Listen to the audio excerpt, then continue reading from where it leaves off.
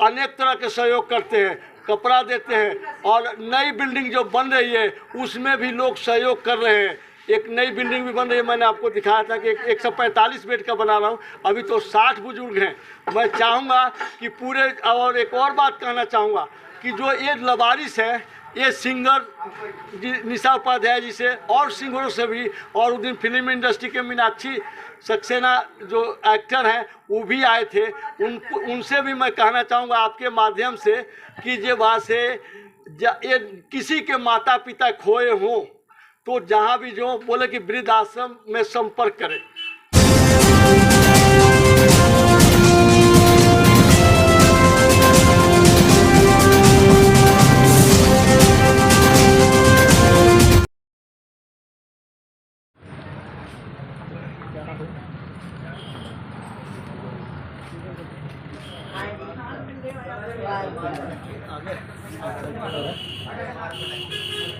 आज निशा उपाध्याय जी एक सिंगर है, भोजपुरी सिंगर, जो मेरे आश्रम में आए हुए हैं। देखिए आज बुजुर्गों के लिए क्या क्या करते हैं।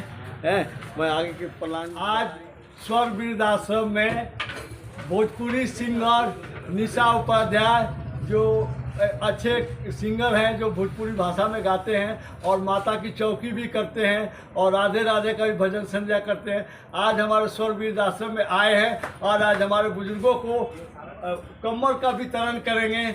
इसके लिए निशा उपाध्याय जी को स्वर वृद्ध आश्रम के संस्थापक तारकेश्वर सिंह की ओर से बहुत बहुत धन्यवाद करता हूँ।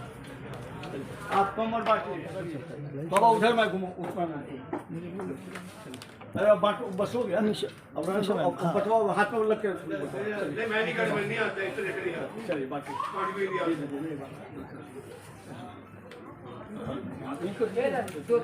पकड़ाते जाओ, उठा लेना पूरा।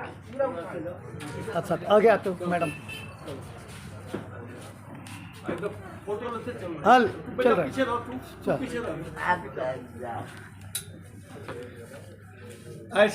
ऐसे कलाकार यदि आकर के इस वृद्धाश्रम में ऐसी सेवा करें तो इसके लिए, और आज इन्होंने बुजुर्गों से आशीर्वाद भी ले रहे हैं साथ साथ कि हमने जो है सो ऐसे काम किया हूँ जो कि कहने की बात नहीं, कि आप बताओ, मैं इनकी वर्णन करना मेरे बस की बाहर की बात है। बस कितना भी शब्द कहूँ बहुत ही कम है। हाँ बबलू ले ले, हाँ इधर मैं सकल, इधर है।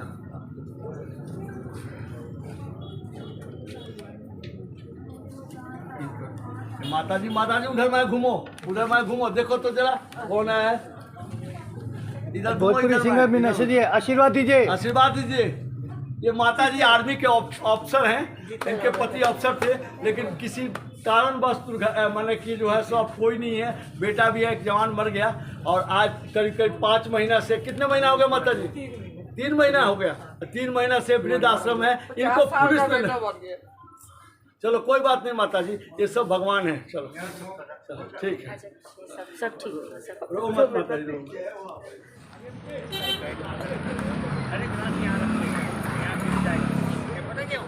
कोई पैर मारेगा तेरा।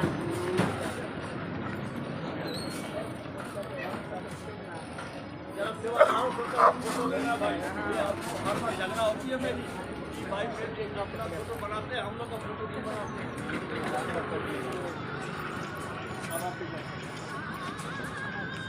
बेटा ऐसे ना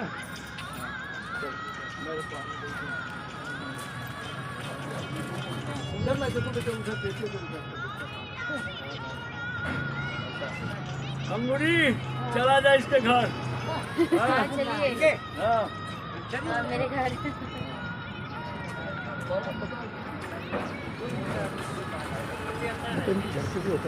अच्छा हाँ जी, अच्छा बजा रहा है, रेडियो कौन बजा रहा है? बाबा बजा रहे हैं। कोई बात नहीं, गाना बाबा सुन रहे हैं। पुराने गाने ना, क्या बात है।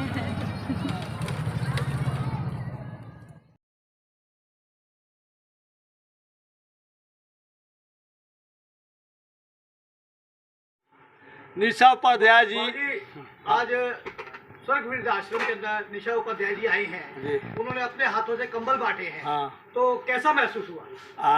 आज तो मेरे को बहुत खुशी हुई कि निशा उपाध्याय जी आए हैं और जो है सो कि आए हैं, तो हमें बहुत खुशी इसलिए है कि एक सिंगर जो एक गरीबों के लिए, ऐसे लाचार लोगों के लिए, ऐसे बेसहारा बुजुर्गों के लिए जिनका कोई नहीं है, उनके लिए जो है सो आ करके आज इन्होंने कम्बल भी वितरण किया।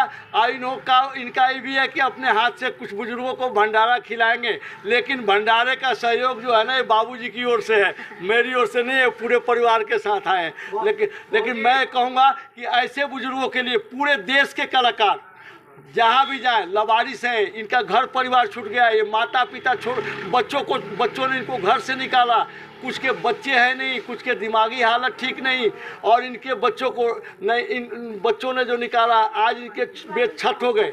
लेकिन समाज में ऐसे लोग जो महान लोग हैं, ऐसे अंकल जी ऐसे महान लोग हैं जो कि आकर के इनकी सेवा ये अपने पूरे परिवार के समझ आकर के अपना परिवार समझ करके इनको भोजन कराते हैं, अनेक तरह के सहयोग करते हैं, कपड़ा देते हैं, और नई बिल्डिंग जो बन रही है उसमें भी लोग सहयोग कर रहे हैं।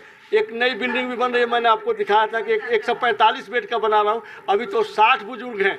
मैं चाहूँगा कि पूरे, और एक और बात कहना चाहूँगा कि जो ये लवारिस है, ये सिंगर निशा उपाध्याय जी से और सिंगरों से भी, और उस दिन फिल्म इंडस्ट्री के मीनाक्षी सक्सेना जो एक्टर हैं वो भी आए थे, उनसे भी मैं कहना चाहूँगा आपके माध्यम से कि जे वहाँ से ये किसी के माता पिता खोए हों तो जहाँ भी जो बोले कि वृद्ध आश्रम में संपर्क करें, क्योंकि ये बुजुर्ग पुलिस ले आकर के वृद्ध आश्रम में छोड़ती है। ये सभी बुजुर्ग पुलिस और कोर्ट के निगरानी में आते हैं। जी अभी हमने एक ऐसा सीन देखा कि निशा उपाध्याय जी कंबल बांटते तो इतनी भावुक हो गए कि उनकी आंखों में पानी आ गया था। तो हमें बड़ा महसूस हुआ कि ये एकदम मतलब इतनी भावुक हो गए। तो ये बताया गया, पूछिए। पहले तो सबको प्रणाम हमारा, और ख़ास करके आज यहाँ पर आकर के एक अजीब सा मुझे पॉजिटिव चीज़ें फील हो रही है, क्योंकि जैसा हम लोग फील करते हैं हमेशा मंदिर वगैरह में जब जाते हैं भगवान के जब दर्शन करने के लिए, कुछ दूर आदमी जाता है तो एक मंदिर पे जाने के बाद लगता है कि स्वच्छ वातावरण जो फील होती है, वैसा ही फील हमको यहाँ आने पर लगा, सभी लोगों से मिल करके।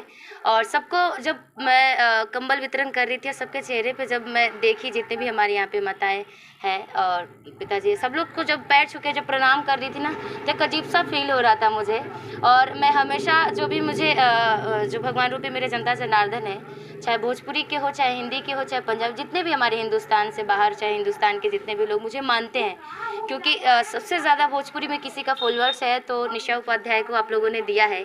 11 मिलियन फॉलोअर्स है हमारे, करोड़ों फैंस हैं हमारे। तो उन सभी फैंस के चाहने से ही आज निशा उपाध्याय बनी हुई है, और आप सबके ही आशीर्वाद प्यार से मैं कुछ कर पाती हूँ। और हमेशा सब लोग जैसे बोलता है कि मैं सबका मदद करती हूँ, तो वो मदद करती हूँ तो मुझे बड़ी खुशी होती है, क्योंकि मदद करने के बाद जो वो 2 शब्द आपके लिए आशीर्वाद वाली निकलती है ना, वो चीज़ें बहुत मायने करता है किसी के लाइफ में। और जब मैं यहाँ आई तो मैं अपने मम्मी पापा से बहुत प्यार करती हूँ, बेहद ज़्यादा। और आज मेरे मम्मी पापा घर पे है, आने से पहले मेरी मम्मी से बात भी हुई थी, और मम्मी ने बोला था कि बेटा सबसे आशीर्वाद ज़रूर लेना। और मैं अभी बोली नहीं, जैसे ही मैंने कंबल वितरण किया सब लोगों ने मुझे आशीर्वाद दिया, ये देख करके मैं भावुक हो गई। तो कि 2 शब्द कुछ कह दीजिए। हाँ, आवाज़ के माध्यम से। हाँ बिल्कुल। तो मैं जितने भी लोग मेरे सोशल मीडिया से जुड़े हुए हैं, चाहे जिस इस वीडियो के माध्यम से जो मुझे देख रहे हैं, बस मैं यही कहना चाहूँगी कि चाहे कहावत है ना कि सेवा ही धर्म होता है, तो आप सब भी सेवा करिए। हमारा हिंदुस्तान, हमारा बिहार, हम जहाँ भी हैं सब लोगों को मदद करना चाहिए इसमें। और चाचा का तो सबसे बड़ा योगदान है इसके लिए, तो सबसे ज़्यादा आशीर्वाद तो इनको मिलेगी कि इन्होंने ऐसा ऐसा मतलब बहुत कम ऐसे सोचने वाले लोग होते हैं। और जो मंदिर जाते हैं, मस्जिद जाते हैं, गुरुद्वारे जाते हैं, उससे अच्छा जो इंसान हम लोग के बीच में है जिनकी सेवा ज़रूरी है, इन लोगों की सेवा करने से मैं यही कहना चाहूँगी क्या कि कभी प्यासे को पानी पिलाया नहीं, कभी प्यासे को पानी पिलाया नहीं, बाद अमृत पिलाने से क्या फायदा, कभी प्यासे को पानी पिलाया नहीं, बाद अमृत पिलाने से क्या फायदा। मैं तो मंदिर गया पूजा आरती की, पूजा करते हुए ये ख्याल आ गया। मैं तो मंदिर गई पूजा आरती की, पूजा करते हुए ये ख्याल आ गया।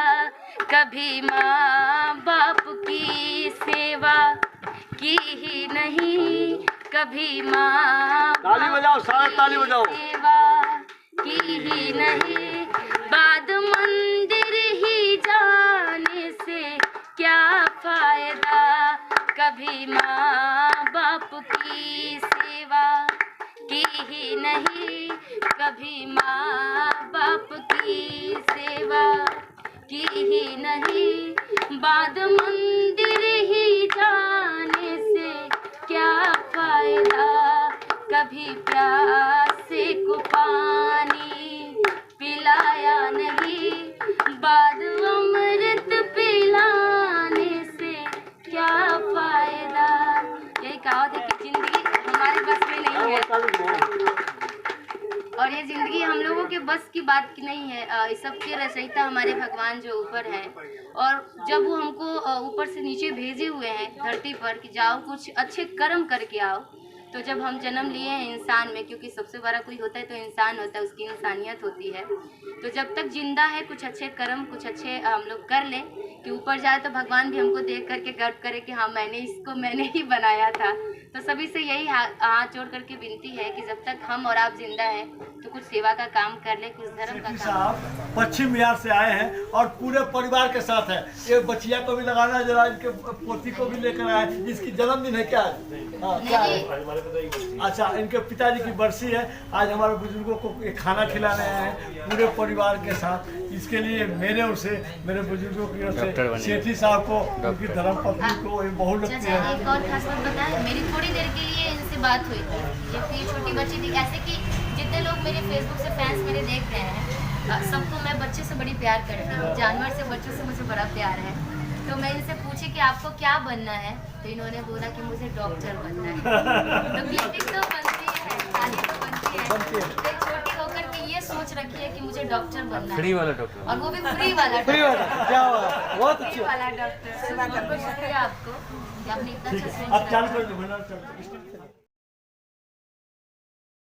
राजा भैया काके में गया, बुलाओ ना अंदर, बुलाओ इधर से देगा खाना। नहीं आप ये वाला बाबा बोल रहे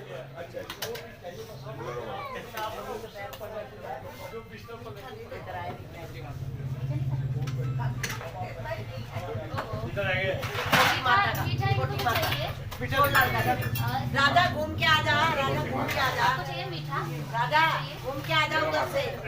नहीं चाहिए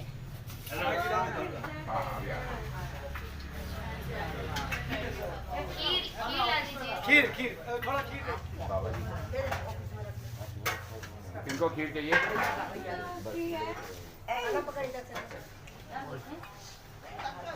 बोली देनी आगे और कोई है? नहीं। आजा। इनको दे दो। आजा। खीर आपको भी, इनको भी खीर दीजिए। हाँ दे।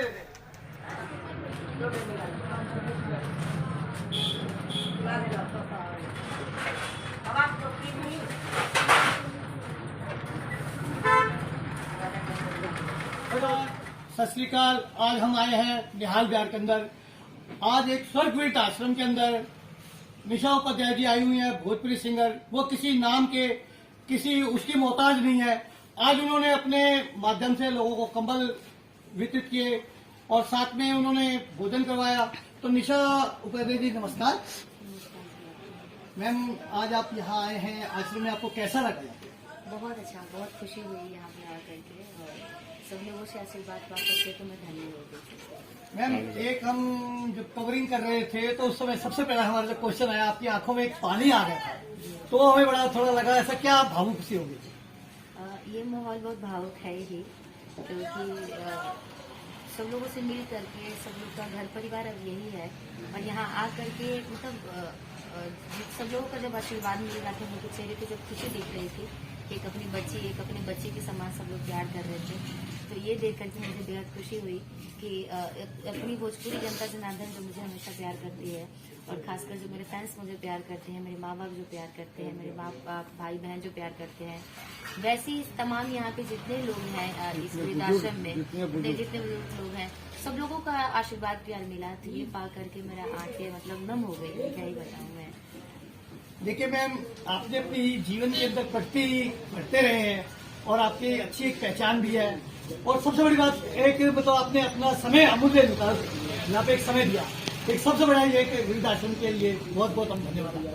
नहीं, मेरे लिए सौभाग्य की बात है कि मुझे कुछ सेवा करने का मौका मिला और यहाँ आने का मौका मिला, क्योंकि जिंदगी तो व्यस्तता होती ही है, लेकिन खास करके कहावत है कि सेवा ही धर्म है। सेवा करने का मौका मिला है तो इससे मैं पीछे हटना नहीं चाहती हूँ और ना ही कभी हटती हूँ। और यहाँ करके मुझे बेहद ज्यादा खुशी हुई, और मैं हूँ तो ज्यादा कुछ नहीं, ज्यादा अमीर भी नहीं हूँ कि मैं ज्यादा कुछ कर पाऊँ, लेकिन वो होता है ना कि बूंद बूंद तालाब भरता है, तो हमेशा एक कोशिश रहता है, एक प्रयास रहता है कि छोटी सी एक सेवा कर सकें। मैम, चैनल के माध्यम से और पब्लिक से, जनता से क्या कहना चाहेंगे वृद्धाश्रम के लिए? हाँ, मैं सबसे यही आग्रह यही विनती करना चाहूंगी। बहुत सारे लोग बोलते हैं कि ये सब फ्रॉड है, चाहे कोई चीज है, लेकिन बहुत सारे ऐसे लोग हैं जो इस धरती पर इंसानियत अभी जिंदा है। तो उन लोगों के लिए कि जितने भी लोग हैं जो दान करना चाहते हैं आप लोग, तो ये पोस्टर लगी हुई है, आप ये देख करके आप लोग जिनको भी लगे कि हमको सेवा करना चाहिए, हमको मदद करना चाहिए वृद्ध को, तो आप लोग इस नंबर पे कांटेक्ट कर सकते हैं। और गूगल पे, फोन पे सब इसी से है। और चाचा हमारे हैं ही यहाँ पर जो कि खड़े हैं, सारा धर्म का काम इन्होंने ही ले रखा है। तो हम सब आभारी हैं इनके, क्योंकि ऐसा सेवा बहुत कम लोग ही करते हैं, और जो करते हैं वो तो समझिए कि इस धरती पे भगवान से कम नहीं है। मैम, एक संदेश समाज को क्या देना चाहेंगे जो इस टाइम बुजुर्गों की हालत ऐसी हो रही है?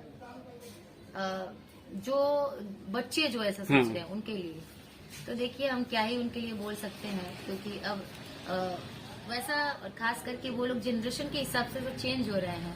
तो मैं उनको यही बस कहना चाहूंगी कि यदि आपने अपने माँ बाप को खुश नहीं किया, और यदि आप अपने माँ बाप की सेवा नहीं कर सकते, तो फिर आपकी जिंदगी व्यर्थ है। आपको इस धरती पे आना ही नहीं चाहिए, क्योंकि इस धरती को, इस दुनिया को दिखाने वाले ही आपके माँ बाप हैं, और आपने उन्हीं को पीछे छोड़ करके आप अपनी दुनिया, दूसरे दुनिया में लगे हुए हैं, तो कहीं से भी सही नहीं है। तो ये चीजें छोड़ करके सबसे बड़ी सेवा माँ बाप की सेवा है, तो उसको कीजिए, पुण्य पाइए, उससे बड़ा कुछ नहीं है।